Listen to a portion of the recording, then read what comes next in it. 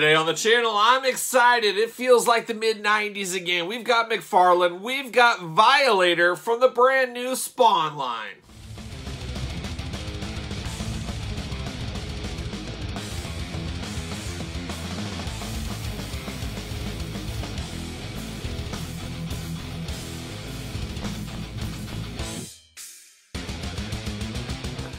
Welcome everyone, Kyle here, and welcome back to the channel for an exciting unboxing and review today as we've got the McFarlane Toys Violator figure. Big figure, monster figure. It's checking a lot of boxes for me, and it even checks even more for me as I was a kid in the 90s collecting comic books, buying action figures, and if you were a kid in the 90s doing either of those things, you knew all about Spawn, which we're referring to here today. Spawn, Image Comics, the whole comic book universe was on fire at the time, and McFarlane Toys came about in the mid-90s and ushered in a lot of Spawn characters of the past, including Violators over the years, and we'll talk about that in a little bit, but lots of different figures via McFarlane of the Image Comic brands, and then of course Spawn, like I said.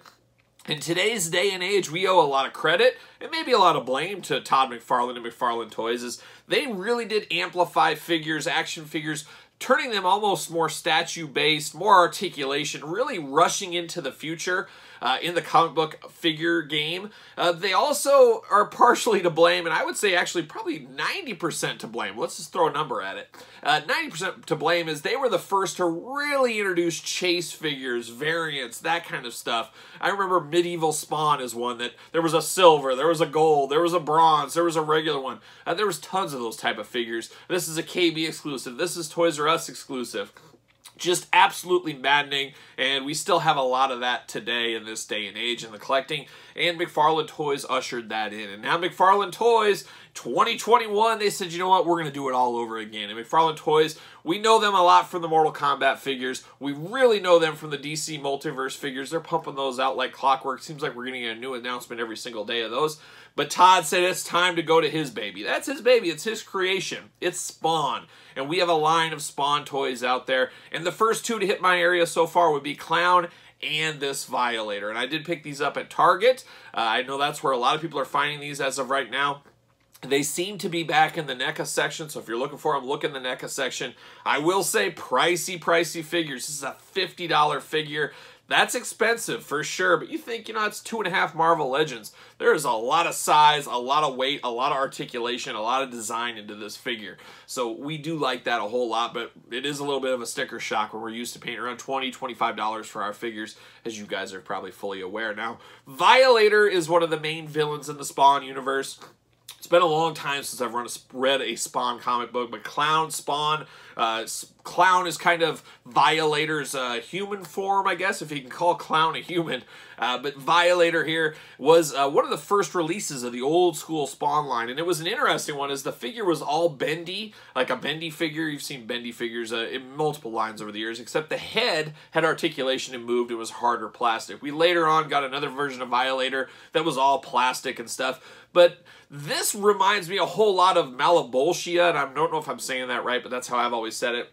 Violator's ruler, kind of the ruler of the underworld. You think Violator's the big bad guy, and then a few comics in, you figure out that he's taking his orders from Malebolgia, which kind of looks a lot like this in my mind from back in the day. The old Spawn figure was a classic. Talk about a big figure. That was a game-changing figure back in the day. I can't explain how cool that figure was when I was a kid in the mid-90s. And you probably remember that too if you were there. But I wonder, are we going to get a Malebolgia figure in the future? I mean, it'll be this big compared to this if they're keeping the sizing correctly.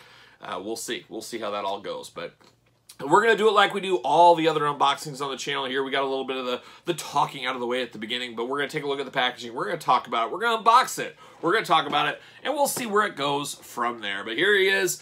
Big box, big heavy box. There he is, Violator. How mean does that guy look?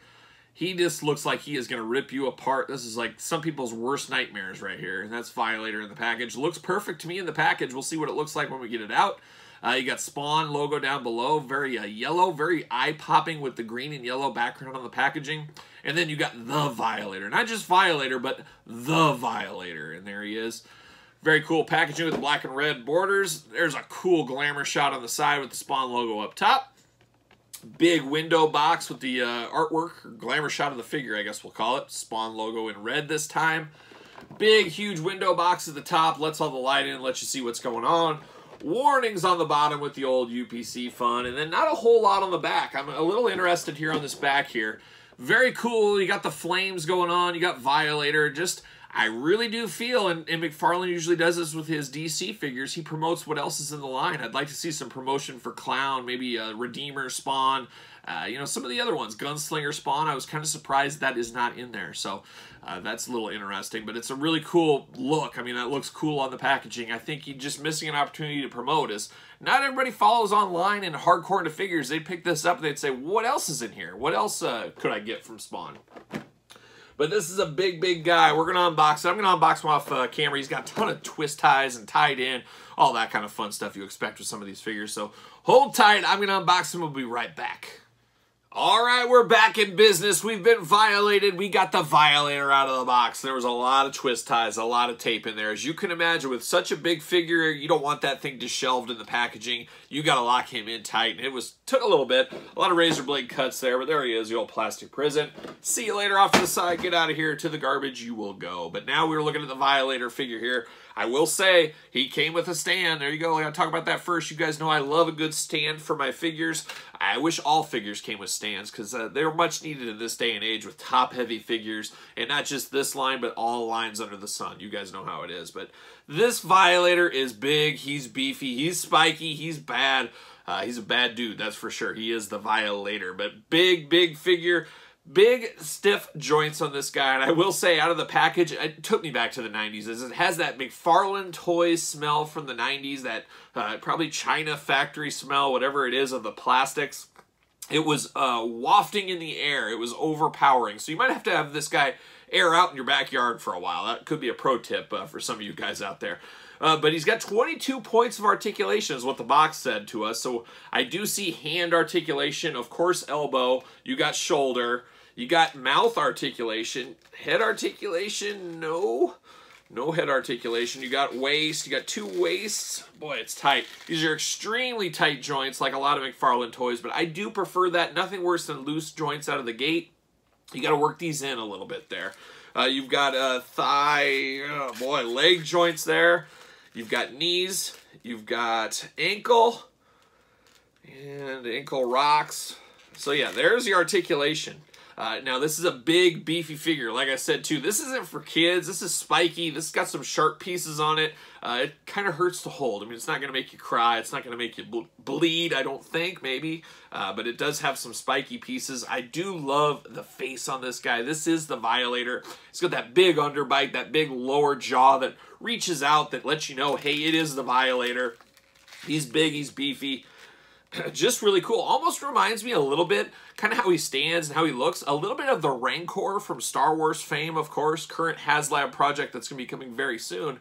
Reminds me a little bit of the Rancor. So I do like this guy. It's a far cry from the old McFarlane toys, especially that bendy one back in the day.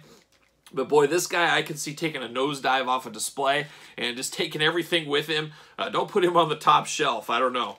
Oh, the horn even has articulation on him here, or it can be removed, actually. That's a little strange. So the horn is a little bit bendy. It's almost like the old school bendy we were talking about, so that is interesting.